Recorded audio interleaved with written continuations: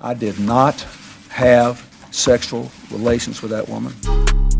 Yes or no? Did you ever take banned substances to enhance your cycling performance? Yes. I had no prior knowledge of the planned assault on Nancy Kerrigan. I am deeply sorry for my irresponsible and selfish behavior I engaged in.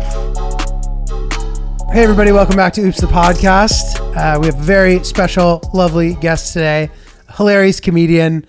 You might know him from some of his amazing food videos, his hilarious comedy, his specials, and every other great thing he's done over the past decade. Matteo Lane, everybody. Ciao, buongiorno. Good to see you. Possiamo provare a rifarlo in italiano? Di parlare solo in italiano? Imagine the whole podcast. We could. It would be funny. Matteo always speaks Italian fluently, and it's actually nice when I see him, he tends to at some point break into Italian. And I pick up, I understand what you're saying. Perché tu capisci l'italiano? I do, pretty well. Yeah. Like 70% of the things he's saying, I usually understand. Sometimes I have to fill in the cracks a little bit. Yeah. And I always am disappointed in myself when you say something and I reply and then I realize I didn't know what you were saying and you realize I didn't know what you were saying. And At any point in your life, did you just speak fluent Italian like when you were a kid? I think when I was 8, I was there for 4 or 5 months. Oh, then you probably did. And I was cooking, dude. I'd go over to Mr. Occhi's house next door and play briscola and oh my God.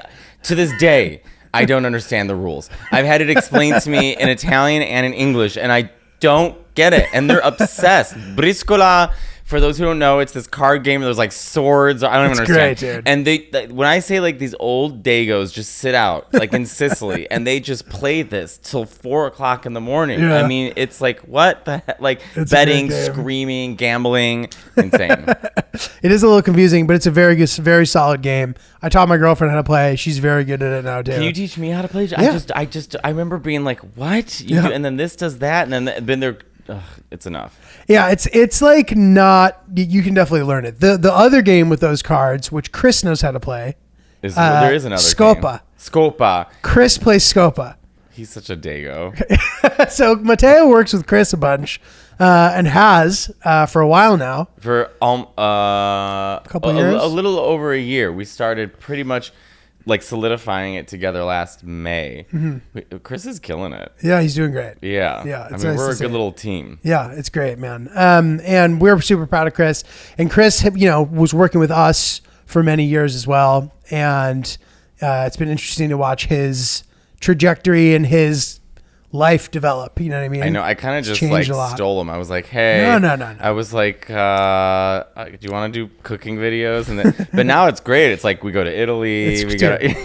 I'm doing shows in London. I'm like, Chris, come to London. Chris is living the life. He's having a good time. He is. He's a sweet boy. But he's dude. so fucking talented. Oh yeah. I don't understand. It looks like he's just standing there, and then all of a sudden it's this gorgeous, well edited video. I'm like, God damn it, Chris. I know. He really is great, man. It's funny. So I don't know if you even connected the dots here, but the first time you did this podcast, Chris was the person doing. All I remember, it was before the pandemic. It was a while ago. And I remember also moving around because I liked this side better. And we need to address that at some point. Yeah, I like this side better. Yeah. I always look sort of on that side. So I always ask when I come to podcasts, I'm like, please, can I have my right side showing? And most of the time, because you're straight, you don't care. So you're like, yeah, that's fine. Shit, yeah. Go ahead. But I remember seeing that podcast because clips of it came out when the pandemic started, and I remember seeing how tired I looked. And I was like, oh, I'm doing too much. God damn it. Yeah. Oh, interesting. Yeah, it was a nice lesson. I was like, oh yeah, I was doing club after club. I felt like that Lady Gaga clip. Well, you're not gay, but there's this Lady Gaga clip that goes around in the gay community. It's like club, bar show, bus, club, and so that was me. And then she falls off the stage at the end of it. She's so verbose, and every time she does some sort of acting gig, she gets way too musical theater about it, and it's embarrassing. And so now, she was so embarrassing when she was in that Italian the Versace movie or whatever. Yeah. Gucci. I never saw it, but I heard that. Che non l'ho visto. And also, all my Italian friends in Italy were like, why are they pretending to be a family from Naples? They're all from Milan. I don't understand. I was like, it doesn't matter. Let Lady Gaga have her. But anyways, now she's doing the Joker. And she's playing Harley Quinn, and of course it's beginning already. There was an article that was Lady Gaga didn't even know who she was yes, she did. She knew exactly She was born what she this was. way. Yeah. Yeah, make your choice, Lady Gaga. Are you born this way or are you Harley Quinn? Also, you're getting probably paid $23 million to be Harley Quinn. You know who you are. Fucking psycho. Lady Gaga's like register. I don't know if that's like the proper term for it, but like it's very conducive with like drag to me. No, drag understands the joke. I think Lady Gaga is very serious about it. Which No, but I mean like turns being camp. able to sing her songs. Oh, Whatever her. I will say music. By the way, I love Lady Gaga. I mean, I think she's I do too. incredible. I I actually think do she too. changed music. I think she's a genius, and I think her voice is great. Her music is great. I think "Applause" is one of my favorite songs of Lady Gaga's. But she is. She's like a drag queen. No, but okay. I'm sorry if what I'm saying, I don't know how to say it properly. But like, I assure you, you're not offending anyone. no, but like for example, "Bad Romance" to me is like a quintessential drag queen song. Well, yeah, but I mean, maybe in 2008, like if At I the time, went to a club and I saw a drag queen with like the shoulders and the studs singing that song, I'd be like, let's Update the act. let's move on. It's turning a little Marilyn Monroe. Like we can evolve past this. I love it, dude.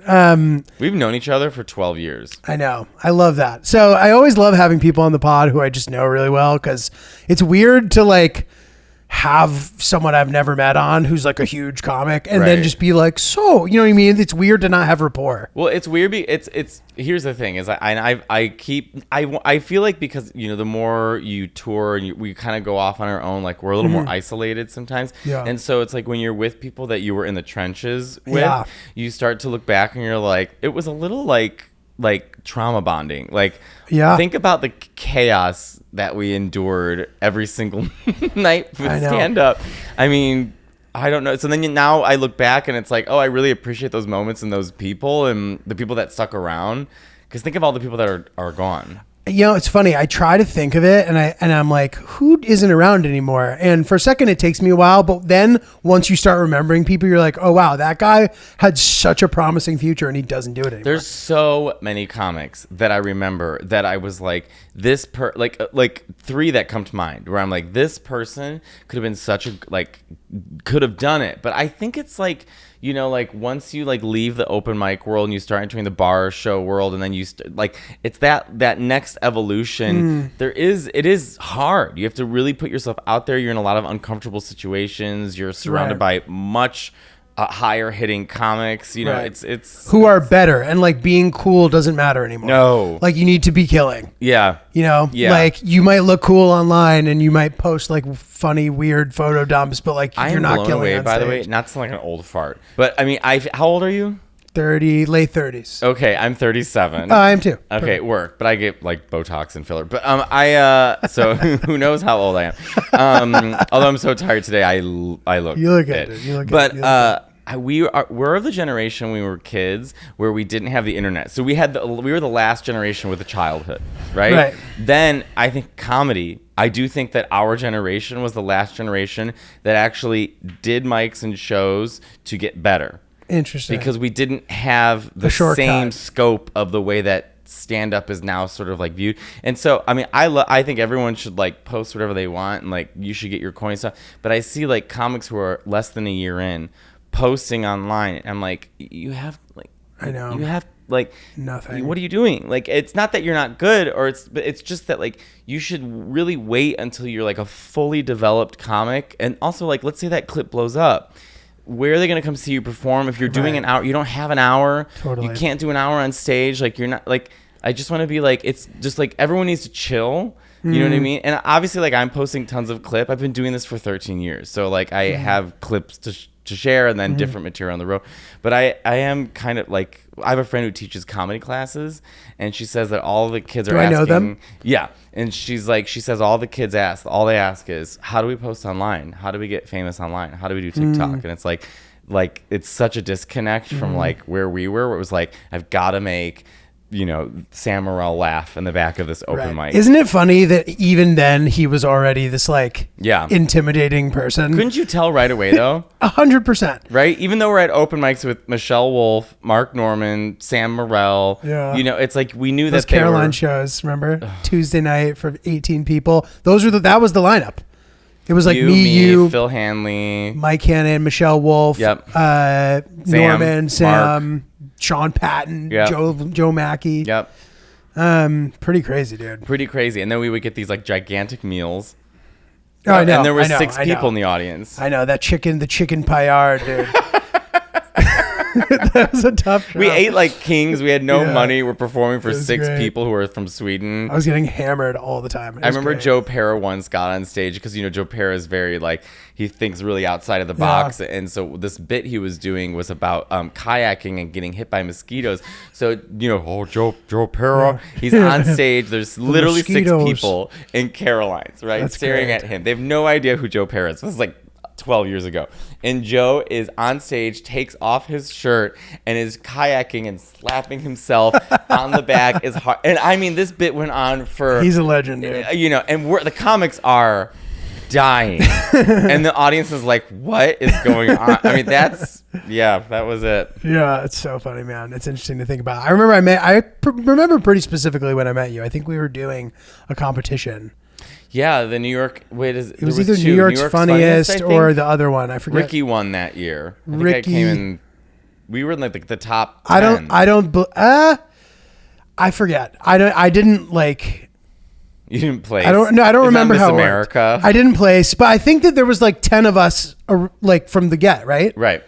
I don't remember. But I don't remember how that worked, actually. There was March Madness, which was like elimination rounds. I hate it. Can I just say, I hated that. Did you do it? Yes. So there's a competition in comedy. I don't know if they still do it, but it's like basically like NCAA March Madness. Each but with comic gets 2 comics. minutes. You play each other, and it was super stressful, and it really like broke people. It was a really like dark thing, dude. Yeah. Sorry if you guys are. No, still doing I mean, is this interesting to your listeners? Yeah, I guess so. It's like your we don't origin do this. story. We don't do this a lot, and they love the origin story stuff. Really? And they're also Okay, like, work. oh my god, Giulio and Matteo have known each other 10 years. Like it's crazy that people don't just know that. I mean, Well, yeah, remember the baby fat baby? fat baby, baby fat baby. I do remember Those shows. And by the way, I always felt like so. Even when I was like starting out, so welcomed by a group of like you and Ricky, and Thanks. like everyone was so warm and nice. And that was the thing I love about comedy is like it was the opposite of like sometimes the gay world or high school or where it's like it wasn't about being cool. It was just like, are you funny? Great, you're accepted. Oh, cool. You know, Yeah. and so it was like people see you working hard, and they just like me and Evan Williams did all of our open mics together, and I remember people being like, oh my, like just getting like. I don't know, like feeling like a part of a club or something, just because we're funny and hardworking. Yeah. And yeah. I always, even though like Fat Baby was the most insane experience of mine, there's no ways to describe Well, it. try to, because I don't know if we've talked I was in about a it much on basement this in the show. Lower East Side. It was very dark. There was a red stage. I think someone was getting blown. And am I wrong? Did that not happen? No, I think it's possible. It was the show was really interesting, but the comedy itself, it was a hard room to perform in. It was it was chaos. And we didn't like help it. Like Hannibal would I can't always tell come if in, I'm bro. thinking of the Eagle or this. The Eagle's a gay club. But like there's no seating. We No wouldn't put seating. seating for whatever. I And think there it's was, because like, we were lazy, bro. Yeah, we had a DJ who played an air horn. Yeah. It was really dark on stage. And this at the time Hannibal was like God. Oh. If Hannibal did your bar show, Hannibal was the Shane Oh. of the time. If you did Knitting Factory, you might as well have done Carson. Oh my God. I mean, dude. it was like, forget about. I And remember bro, telling, he was a savage too about it. You'd ask him to do it, he'd be like, "You have to be invited." you know, Like, I love that though. I'm glad that kept the show the good. sort of lore of comedy, this sort of like, you know what I mean? Like, go away. You know what I mean? It's like, I hated all of that. There were all these comics that took things so, like, it was almost like religious the way they behaved about things. And it's like, I think we're getting a little, this is a lot. You know what I mean? Like, you must be invited. Well, and I did that show, I remember telling people that I'm doing Hannibal's show, but I was like a year into comedy. Oh, wow. And it was like, people were like, Oh, my God. You couldn't believe it. I couldn't believe it. Yeah. That was like, yeah. So there were certain shows in New York where it was like, if you got to do it, do they do Knitting Factory still? No, it shut down. I did the last Knitting Factory because it was hosted by Amina, Marie, and Sydney. I did and their it was, version too. When yeah. I tell you they had the lineup, everything was so fun. The last comic is, to me, the funniest comic I've ever met, Yamanika Saunders. She's so funny. She gets on stage, and when I say she's making us laugh so hard, there's a photo of me, Amina, Marie, and Sydney holding on to each other for dear lives because we can't stop laughing. That's how hard Yamanika was killing. It was an amazing show. It was so and I funny. felt very lucky to be a part of the last Totally. show because I thought those girls did an amazing job carrying that show. I did too. They were good torch bearers for what it was at that point. Yeah, man, it's so crazy now. Just thinking, I don't know why I'm so nostalgic about it, and I think it's because I'm. I remember Mike Racine saying to me once, I was at the stand and he was like, this is years ago, and he was like, remember when like we first started comedy, like, it was like a big community and there was like 1 million of us, and like the more you do it, like it just becomes like more lonely. And I'm like, you're not wrong. Yeah. Guys, if you're thinking about buying some sustainable products that actually work, go to rebooteco.com right now to get 15% off of your order using promo code OOPS. They have everything that you can need from both personal grooming and just shit to clean your apartment. Cleaning supplies, stuff for your laundry, and it's all stuff that is designed to be sustainable and not to fuck up our gorgeous planet. I've really enjoyed getting involved using some of these products that I was really skeptical about before. The toothpaste, it really bubbles and fizzes the way toothpaste is supposed to. I have the toothpaste. It's amazing. It's fantastic. That was one of the knocks on the older version, is that it didn't feel like toothpaste. They have figured out how to make it all the way that you want it. So do your part. You know what I mean? I know it's easy to kind of be like, oh, what difference will that make? And as they always say, if we all thought like that, we'd be in a way worse place. And we're already in a pretty bad place with the planet, potentially. Who knows? I don't know. I'm not a scientist, but it doesn't look good. So anyway, go to rebooteco.com, use promo code OOPS for 15% off of your order. You're going to love the products. Let us know what you think about them. It's a small business. So support small businesses and buy some stuff that's going to help save the planet. Rebooteco.com, promo code OOPS. 15% off your online order. I was one of those Italian kids where I had blonde hair as a kid. Oh, interesting. Did you always have dark hair? My brother had blonde hair as a kid. Then it changes. Yeah. Yeah, I had like golden straight blonde hair like an angel, and then I hit puberty and it just turned against me. Became really and then I lost it and I got hair transplants, so I got it back. Oh yeah, I want to talk about all that real quick before we get to that. Sorry, I really took control of this podcast. I'm so sorry. No, this is what we want. It's good. I like hearing your memories of our life together, dude. Yeah, just in the trenches. But when I first met you, you had a day job, I think. I was drawing. You were drawing. You were illustrating. not jacked yet. No, I weighed now 175 pounds. I probably weighed 130. Yeah, probably. Even that might be too much. And I also remember specifically when you were like, oh, like I'm posting for people, not for comedians. I almost remember, and I don't know if you had that thought, but at one point you're like, I'm going to get jacked. I'm going to start like making my brand. And my brand was just my ass. You just started exploding, dude. You just started like taking off. Well, it was two parts. At first, like when Instagram, I very much played the Instagram game. My ex-boyfriend was like a really hot Spaniard. He still is. And he was now he's not as active on Instagram anymore, but he was like one of these Insta thoughts and really hot and like, but knew how to like compose like your page and stuff. Mm-hmm. Remember, I mean, that was like 2016, so that was like the cool thing to do. So everything started changing. I was like taking all these photos and I was like nude and doing all the like, but nothing was comedy. It was just like all these like really pretty photos on my Instagram. And then the pandemic hit and then everyone started posting clips up online, and and at this point I had like 150,000 followers, but not selling tickets like at all. And I remember doing the Miami Improv in 2021 and they canceled it because I only sold 21 tickets. And so my agent was like, you just have to start posting clips. And I called Schultz, Andrew, and he talked to me for probably 3 hours. And I took every bit of advice he gave me. He's the fucking fearless leader, bro. And he's so nice and giving. And that's also a really good lesson, too. Is like, don't hold this for yourself. There's enough room to go around. He's not threatened by anyone else. And he's the most helpful, successful person I've ever met. I'll text him a question. He'll call me. Yeah.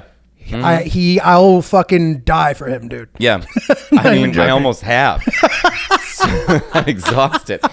So Andrew, you could speak my funeral. But I took his advice, and this was like at the end of like maybe fall of 2021, and it's like, yeah. I don't know why. It just, the hour that Netflix and HBO said they didn't like, I just cut up and put online slowly, and it just exploded. and now like 1 million followers later, and Dude, yeah. the Carnegie Hall and the Chicago Theater. I'm like, that's so crazy. Dude, good for you, man. It's crazy. Yeah. It's really crazy. And were you kind of like, did you have a moment where, because I wanted to talk to you about this because, you know, we're sort of in this point in our career now too. I mean, like I'm speaking for Ryan, but like with the pod and everything, like I've sort of leaned into the fact that, and you know, probably getting on this train too late, but the idea that like you can really make the career that you want for yourself. Well, I didn't have any option. I was actually never given any love by I did like small stuff here and there, but like, I think when you're gay, in my experience, I just find like sometimes straight people can really like pigeonhole you, and if you're not the right kind of gay, you know what I mean? So it's like I went out for 1 million pilots, and I did, you know, hosting gigs and auditions, and never a thing. Tried selling shows, never a thing. Tried selling my hour. They came back, we don't think he's a good fit. We don't think he's right for our audience. You know, it's like you know, sometimes I feel like queer people, like if you're going to do an hour of special, straight people see you and like, well, you can't just be funny. We have to have your trauma attached to this, you know, and that fits for a lot of people. I mean, there's a lot of amazing queer comics out there who are able to do both really well. I'm not, you know, I really just want to focus on jokes. And so I didn't really have a choice, but now I find the amount of freedom with it is so, I love it so much, like planning with Chris, and I just keep things really simple. You know, I don't want to go bigger than I need to be. I just focus on 3 things: cooking, stand up, and stuff with my friend Nick. That's it. Yeah. I'm not doing anything outside of that. You know, it's like this is me. I'm like the Barefoot Contessa. Yeah. You know what I mean? I'm like, I'm just in the Hamptons. My husband's gay, and I'm going to make the same roasted chicken every week. And it's kind of like, you know, I don't know, and you know what to expect. So Totally. I'm not trying to be anything I'm not really. Yeah. But I feel like that's where I'm at right now. I mean, I remember talking to my manager, being like, well, you know, I feel like I'm doing pretty well. Like, should I try like to audition for movies again or talk to casting directors? Right. And then everything shut down. I was like, Yeah, well, you're like, well, I'm going on tour. Bye. yeah. But it's nice to be able to like pivot in that way where it's fun because like you don't need it. It's really hard to. I don't need anyone's approval. Exactly. It's hard to like be waiting for people who like may or may not be able to do anything. It's like super cryptic and bureaucratic. But even those people, like I wish once Netflix said no, like again, I just was like, I don't need anyone. I don't need anyone's approval. I don't need it. Totally. I don't need it at all. And then there's like a kind of liberation in that, because without needing the approval from these people you think like are going to give you, so we both did this at the same time. That's cute.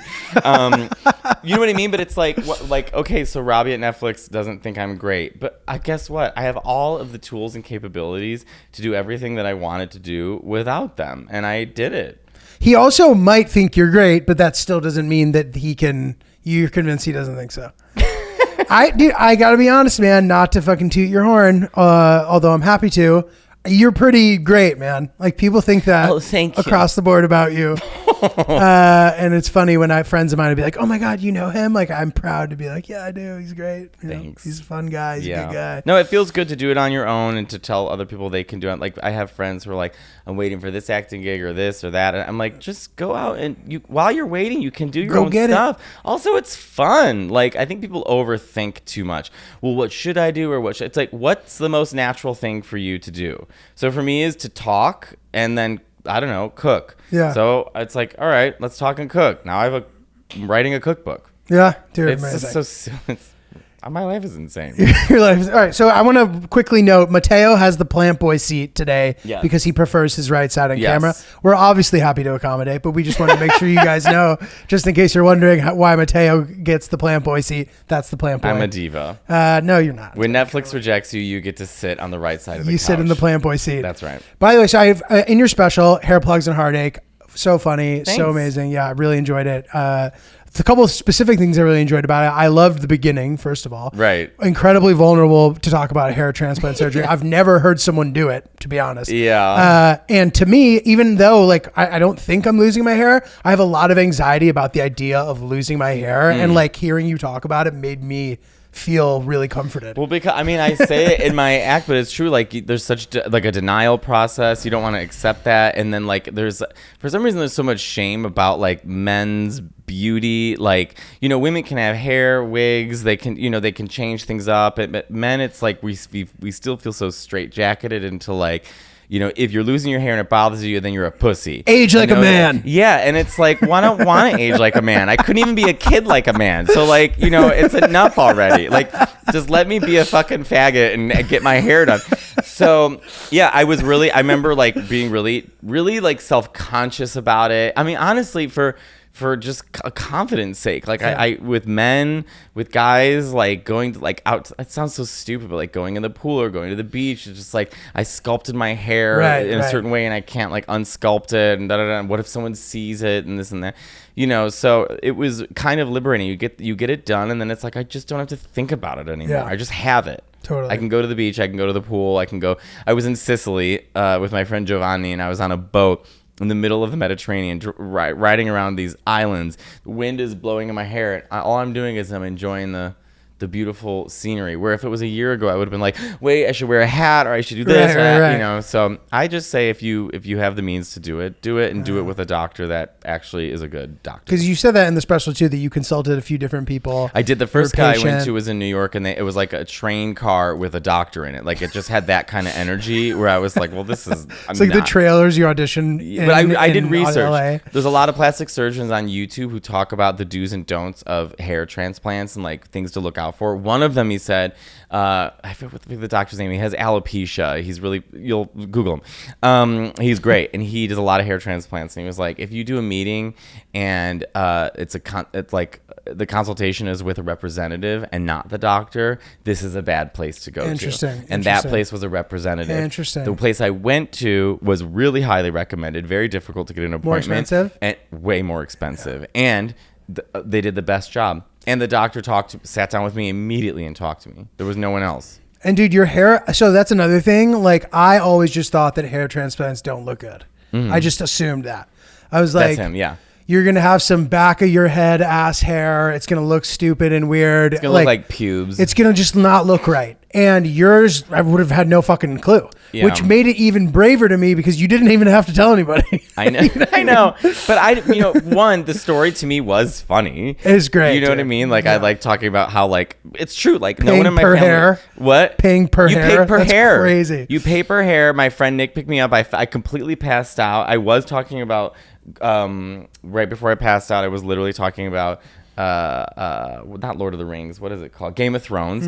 I literally said that to him. I mean, a lot of my jokes aren't really like constructed jokes. It's just what happened. Because when he said, is anyone balding in your family? And I said, my Mexican grandpa had a 1-inch forehead. I mean, like everyone has hair in my family but me. So well, dude, but so that was my other thought on it too. I really thought you did a nice job of like, so first of all, it was seamless, the transition from the hair story to Nick picking you up and like, you know, good storytelling, but from a New York comedian who knows that you need people to be laughing your entire show. So like not a lot of air. No, you know, not that I'm not trying to act like I'm some...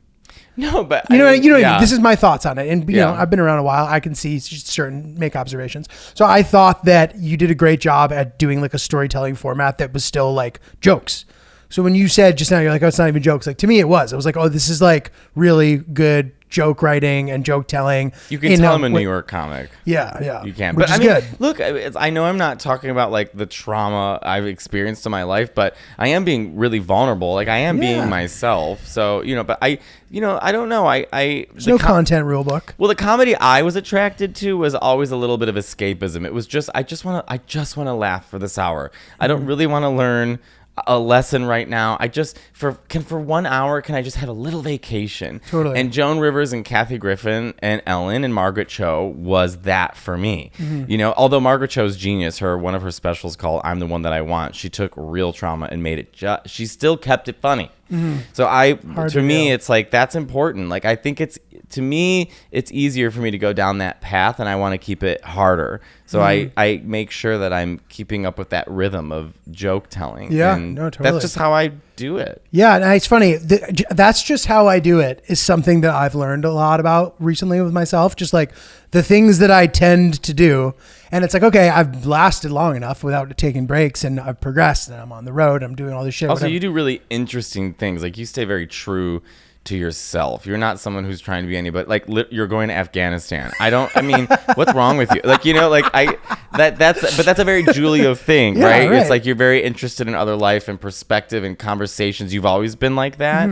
So I enjoy that part of you. Thank you. That's very nice. I appreciate, and I am happy to hear that feedback, because I feel that way, and I can't do stuff I don't want to do. No. Which is good and bad, because sometimes I'll see other comedians be like, all right, what do I need to do right now? And not even just from like a style of the way that you're using social media, just from like, what are you making?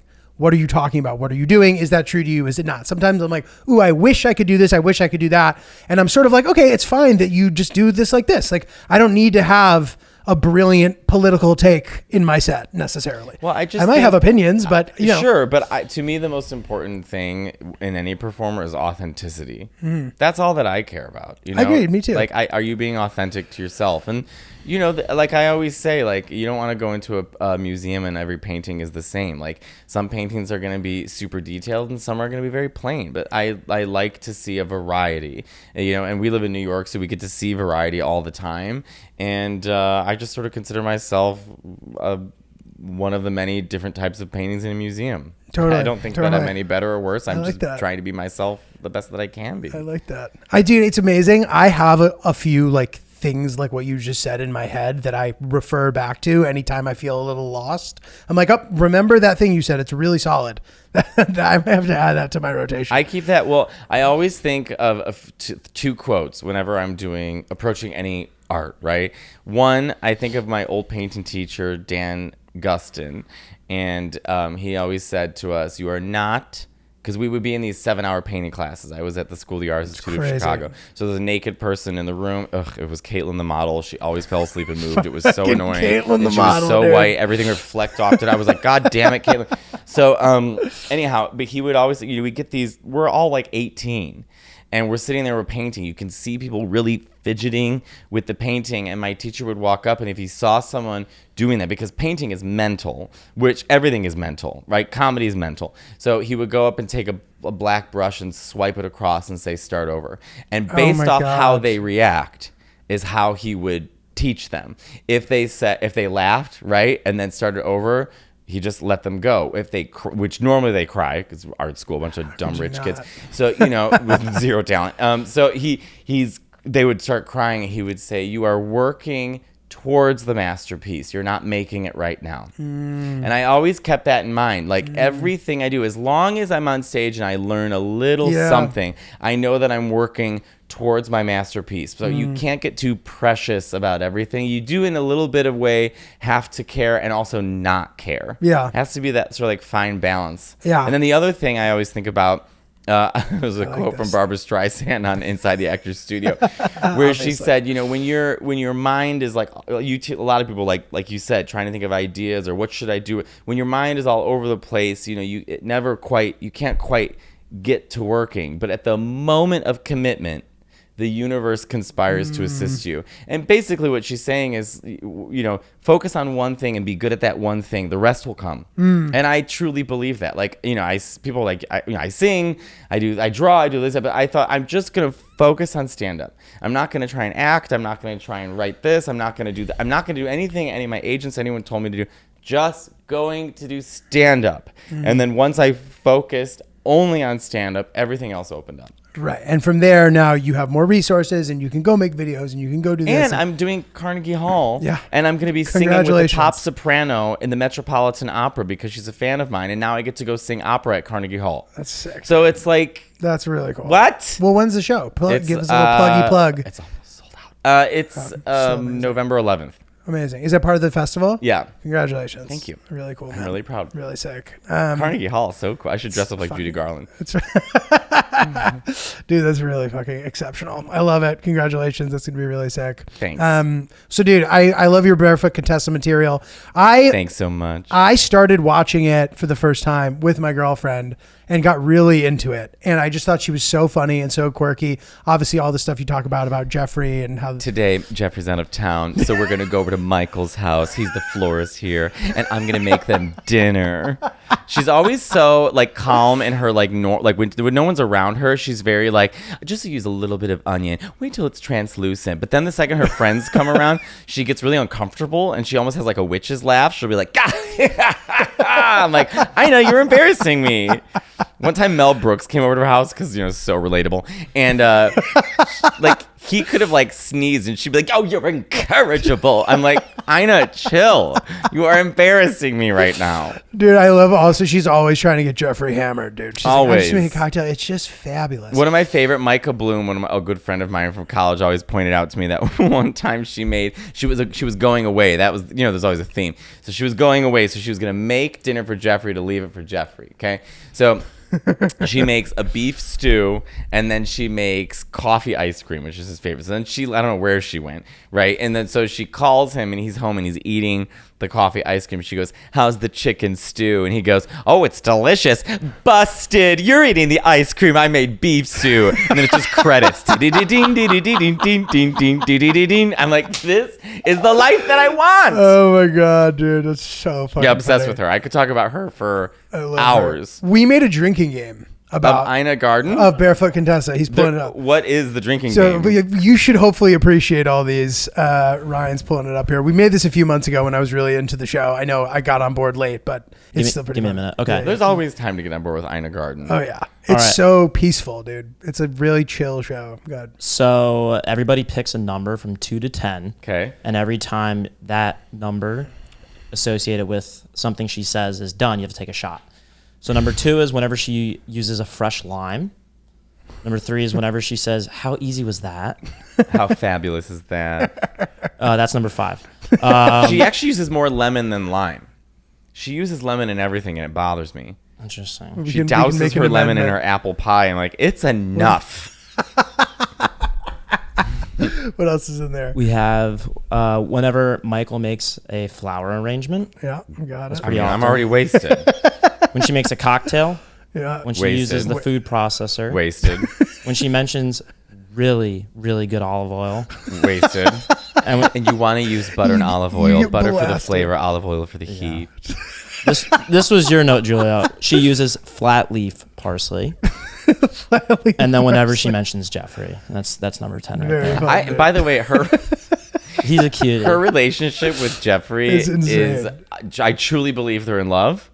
I truly love their relationship, and I'm actually, that's like goals.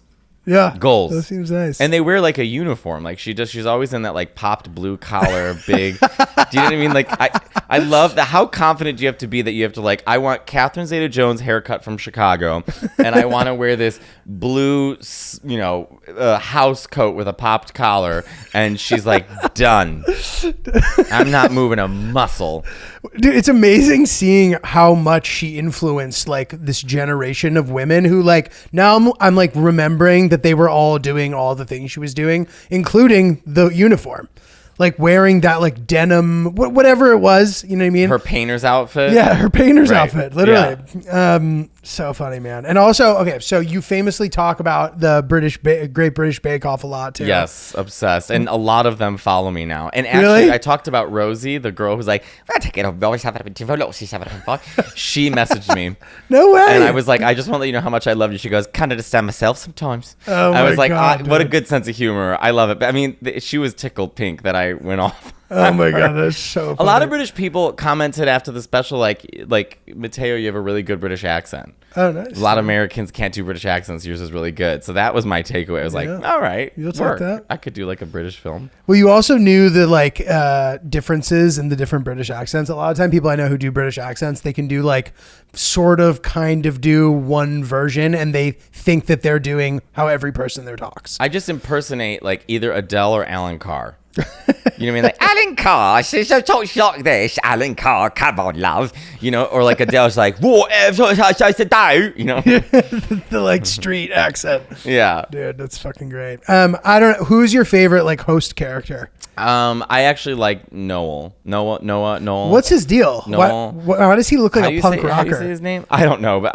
at first when it came on, because they got rid of one lesbian, one questionable lesbian. Just What happened to her? I don't know. They just sort of. She moved on. Noel. So once they came out and Noel came on, I was like, who the fuck is Noel? But then now that I watch him, I'm like, I really enjoy him. I really enjoy him. I really like him as a like, I like him a lot. I miss the shorter lesbian. I forget her name. She was a little older. Before the like Noel. the shaved head guy. Yeah. I really enjoyed her because it was so cute that she's like, this is very hard for me. The person going home today, come love, come. You know, like she was just so, like, that's, if I'm gonna go home, if I'm Really gonna get sweet. murdered, or you know, like I'm in jail and it's my last day, I want her to tell me, you know, that I'm gonna die, because she's so comforting. Totally, dude. Totally. Well, I find Prue to be fairly comforting as well. I like Prue too. I mean, I like Mary Berry because you can tell her and Hollywood, what's his name? Paul Hollywood. They hated each other. Spoonge. I mean, they hated each other. But I liked Mary, but I do like Prue. But she, you know, to me, if I didn't hear her talk or didn't know anything about her, I'd be bothered by her, because it's like, we get it, you're like an artist or whatever, you know. But like with like the earrings and the necklace and stuff. But I really enjoy her. I like her a lot. Yeah. I think she's really smart too. She's actually like, her energy is perfect with Paul. Like, she doesn't let him get away with shit, and I think he also respects her, and they've got a good dynamic. Totally. It's a great show. I mean, I assume everybody's watched it. Me and Michelle Wolf are obsessed. It's really good. Really, and she literally did message me, what happened to the hand? Like, we are obsessed. Michelle is great. Michelle's one of those people, if I'm ever stuck on a joke, I will literally just text her in the middle of the night, where does this need to go? And she'll come back with like 6 different tags. Wow. She's great. She really is, dude. Where is she here? I think she's touring again. Yeah, I think she's touring. Awesome. Okay, so I have a hair, to go back to the hair Yes. plug situation. So you talk about the recovery process Yes. in your special, and how, you know, they tell you need to lie in a certain direction, this or that. I'm wondering a couple of things. First of all, how strictly you were able to adhere to the exact things they told you. Very easy. Okay. And then It's secondly, just do you attribute how good it looks to the fact that you were able to do that? Yes. So I've had other friends who've done the hair transplants, and their recovery process wasn't as highly dictated as mine was, and you can see in the results as well. Basically, for 10 days, your hair, when it's like a plant. They cut a hole, they take a hair from my hair, and they plant it in the front.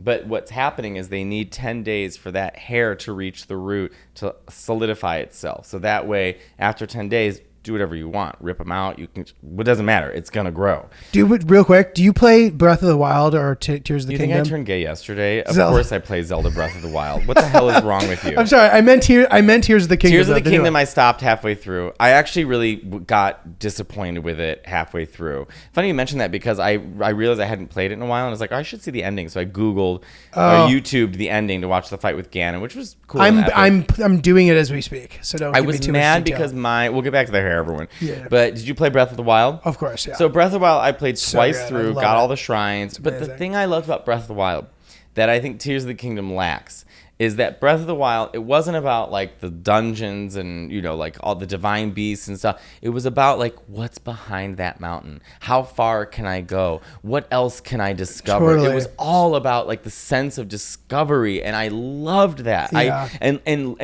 meeting these characters, everything felt It's new. so beautiful, it was and beautiful. Tears of the Kingdom, like, It's the well, same shit. it's okay, like, I'm not I'm sort of like retretching this, and that's the same bad guys. And at one point, I beat 4 of the bosses, and I thought, what am I doing? Like, I have a life to get, like, it's enough. And then like the underground world, I'm like, this feels like a chore. It's not fun. It feels like a chore. And then the sky world is so separated. I'm like, I don't fucking care. Like, you know what I mean? I know the mechanics of like putting like building shit together is like kind of fun, but it's like I built a lot of shitty bridges and called it a day. Yeah. I just didn't care. I think that they In my opinion, I think they made a mistake by using the same map. I agree with that. And also, to me, it's really a chore to have to constantly fuse weapons.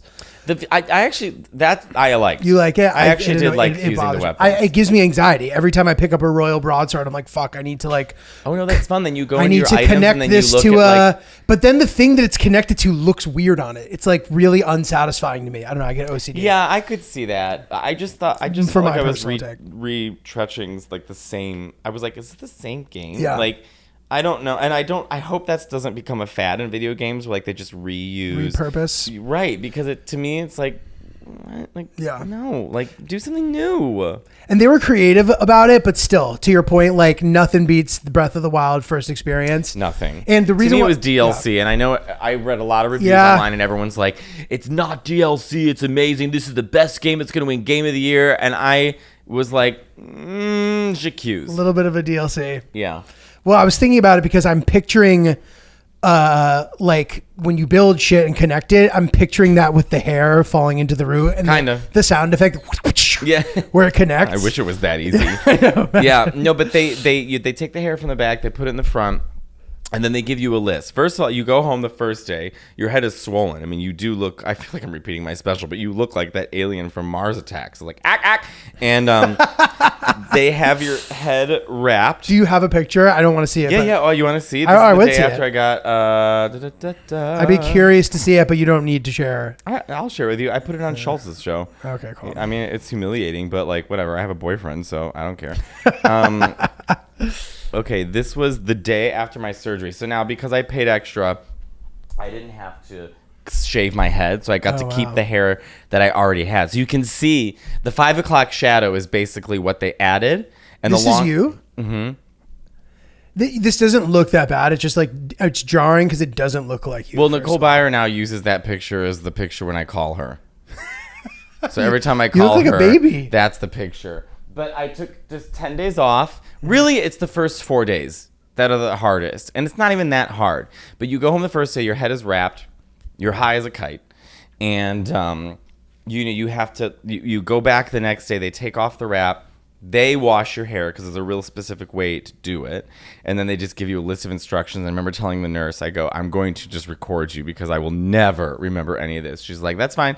And it's like you have to, the first 2 days, it's like the checklist, right? So it's like spray your head with this every hour. Ice your head every single hour. Take 2 Epsom salt baths. Lay in the bath. Do not touch the grafts. Just massage the donor area. You did right? all of this. I did all of it. Damn. So you lay in the bath. I would just put on like, I don't know, PBS NewsHour and just sitting there. And at first, like, it's like, it feels like a lot, but it gets less every day. So those first 4 days, you're on steroid pills, you're on antibiotics, and you don't think. And you have to sleep. I bought a pillow off Amazon that's like at a 45-degree angle, and you just kind of sleep like a vampire. Like a fucking dead body. But everything is so painful. And then, but it's more delicate really than it is painful. Anyhow, after the 4 days, you really look forward to the Epsom salt baths because the hair that they took the donor area from is so raw. But once it starts to heal, and you have to massage it, when I tell you it feels so cathartic and good. I mean, I would sit in that tub, and my neighbors probably thought I was like jacking off. I was just like, oh yeah. I was like a Head and Shoulders commercial. And then after that, it's like the last day it tapers, like the last few days it tapers off to just like keep spraying this in the morning and at night. And then that's it. But you don't work out. I didn't do anything. I just read books. I was writing jokes. I was playing video games. I was listening to jazz music, drawing. I just had 7 days. I did that. Then the 9th or 10th day, you go back in the office and they finally wash your hair. So all the grafts were coming out. So all those new hairs they put in fall out. And they're supposed to. Is that stressful though still? No, I did enough research that I knew. I was like, I get what's happening to me. And then just nothing. Your hair looks the way it did. I filmed my advice special 2 weeks after the surgery. Wow. And yeah, I mean, it was like, you just wait. And then all of a sudden 4 months, you just start like noticing like hair coming in. And now I have a hairline. Although I just cut it really short. I don't know why I cut it this short. I need to let it grow again. It looks good, but it's funny. Like I didn't notice that anything was going on with you as far as like hair loss is concerned. Well, je suis un artiste. And I know you were curating a good setup there, but afraid of the wind or the elements. You're like, oh God, they're gonna find out. I mean, rain, just like. Yeah, I was turning into my nonna. I just wanted to be in a house coat and an air-conditioned basement watching my 1,000-pound sister all day and not move. I just have, I picture like my friends' dads who had like crazy comb-overs, like playing soccer and like it just flipping over and like hanging off the side of their head. I was like, oh my God, that's wild. Yeah, I just didn't want to, don't want to go through that. I didn't want that for me. Okay, dude, I have to... On top of this is a perfect segue into my next question for you. So you're talking about how disciplined you were about your recovery process with your hair. I've always sort of like wondered what your day looks like. Oh, because you seem like you get a lot done. I do. I think you're very and tell me if I'm wrong about this. This is my judgment of you. I find you to be focused. Yeah. And your output is very impressive. I'm like, he must be spending time on all this stuff. And you're just like a capable guy. You know what I mean? Like, you're like, I'm going to do this and you do it. And I sort of like admire that about you. And I'm sure most people do, you know what I mean? Because it's harder for me. I mean, I can't just like decide to do everything. Like I would like to, but I just like don't have... And maybe I can change that, but I'm not I'm not as disciplined as I would like to be sometimes. So I'm curious about... I'm very disciplined, but first it was with opera. With opera training, I mean, I'm in high school, you learn, all art is the same. It's just the expression is different, right? So singing, drawing, dancing, comedy, it all stems from the same place. You're just choosing a different way to express that need. So, to achieve what I wanted to achieve in opera, I understood that there was rules. I had to follow certain rules. I had to put in the work and dedicate myself. And I really, I just naturally am a very dedicated person. So, I knew that with opera, I knew that with painting, same process with painting. I knew that if I wanted to get here, I had to do all this. And so the way I was with comedy, I was with opera, I was with painting. So before I was doing comedy, all I was doing was drawing, hanging out with artists, drawing all day, painting, like I was just obsessed. Then once I went to comedy, that's just how I function best, is like, let me just do this as much as I can and see how much better I can get. But a daily routine for me is like, well, now I'm living with my boyfriend. Oh, cool. We pretty much have the same routine. It's like we wake up and then we make breakfast. We go to the gym. How early? I can't sleep later than like 8 o'clock now. Okay. I don't know. I wish and I morning could... gym always. Yeah, because it gets too crazy. I go usually around 11. Okay. I like to wake up and make my cappuccino and drink and watch TV and fucking relax. paisan, I am such a my guinea. quiet time. I do. I like my quiet time. And then just whatever sprinkled throughout the day. But touring starts up soon, so like I have 2 shows tonight. Once touring gets really heavy, I don't put in for spots because I want 4 days to just play Fortnite with my friends and do nothing. Totally. And you're at the point now too, like, so at some point, I think we all realize this, but it's like, you want to do spots, you want to do this, you want to do that. Once one's touring schedule begins to expand, to me, I felt that was like a really nice moment where like my priorities changed a little bit as a comedian. Like obviously the stuff going on in the city is also really important, but it's amazing to be like, oh, I have the road. I don't need to like be having crazy FOMO. Mine's not so much about the need, right? Like there's 2 parts to this. One, I think it depends on the comic, right? But also the reason why spots were so important coming up in comedy is because you needed the exposure. You needed people to see you. That's what you needed. Well, I have the exposure now. So I have to be really more careful where I'm putting my energy. When I'm on the road and I'm doing, 2 shows, these giant theaters, back to back, and then I'm flying back home. It's not that I don't need to do spots in the city. It's that I have to preserve my energy because I'm the kind of performer where I give everything and then I'm wheelchaired out. I'm tired. Like I'm exhausted. There are some comics who do it great. Like Sam Morril has the stamina of some wild Australian animal. Like he can just loves like, it. Yeah, I do too. But we all love in a different way. Like Chelsea Handler will do 2 months of touring, then take a month off. 2 months of touring, take a month off. So with Sam's great. Sam will do these giant theater shows and then do all his spots in the city. I'm just not built the same way. So, I try and divide my time up where I think where I can conserve my energy best. So like if I'm doing a big tour, then my energy is best being conserved for the shows when I go on the road.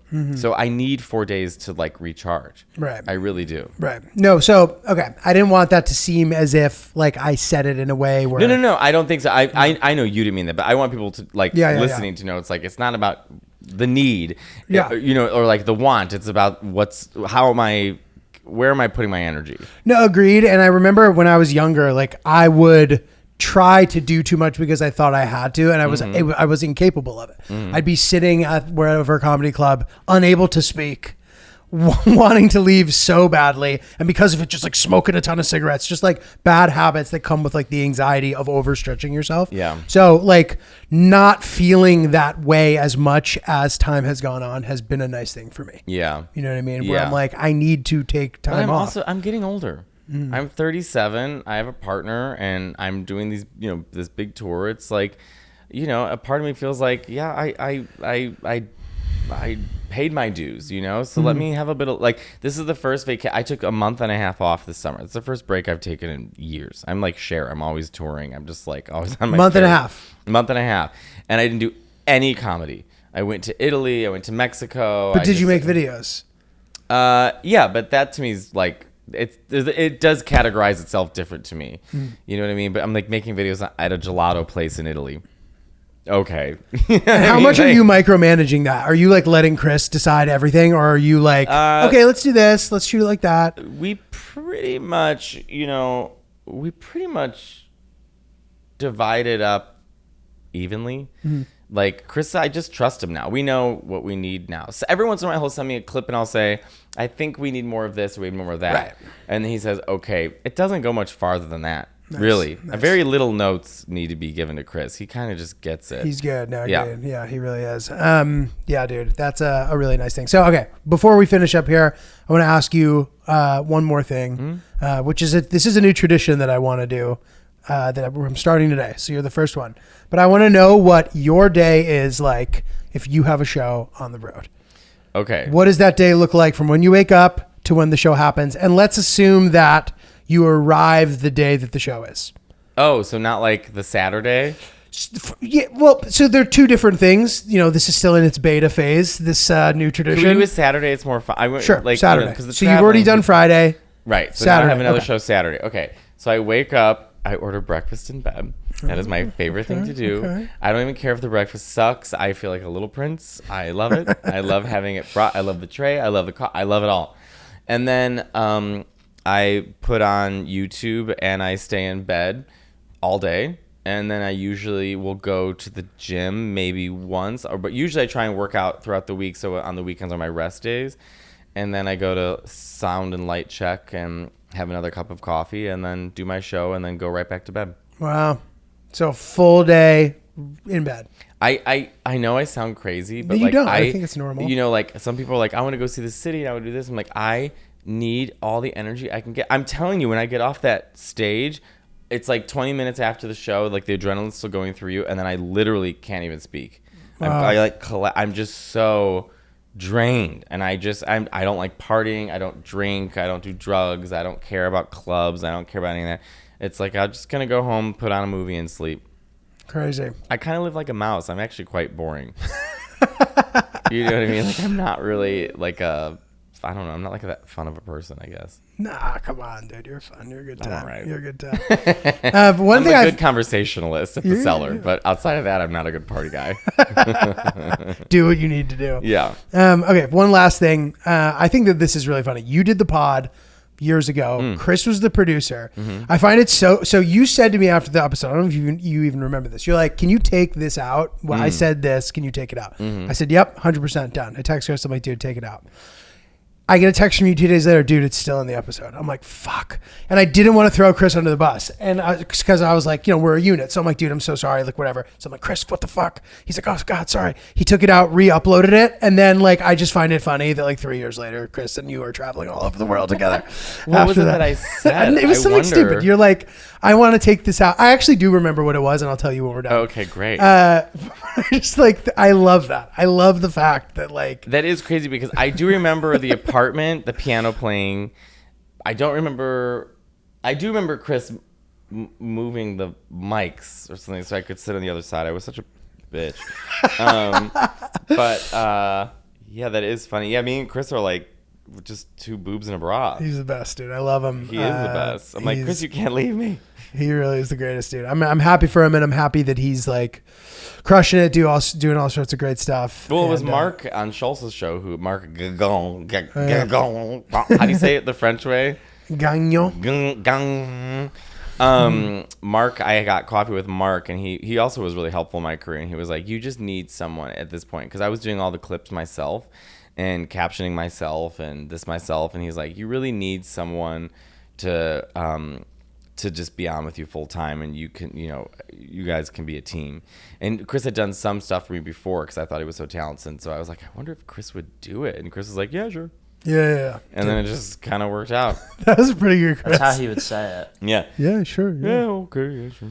You'd be like, isn't that going to be hard? He's like, no, you just... He deals with my friend Nick. You know what I mean? Like, my friend Nick is such like a tall, spindly, evil gay man, and Chris just goes with the role. Like, he doesn't care. He's like, oh, that's funny. Totally did. Your first episode with us is episode 50. If anyone wants to go back and check it out. Work. I just remember looking exhausted. It was also before my hair transplants. We'll see if you guys agree with that. I'm sorry, everyone. Matteo Lane, everybody. What do you got coming up? So I guess I'm on the road, MatteoLaneComedy.com. The only shows where there's some tickets left are the second show in Denver in September, and I guess that's it. We're adding another show at the Wilbur in Boston. Sick, dude. It's 5 shows. Unbelievable.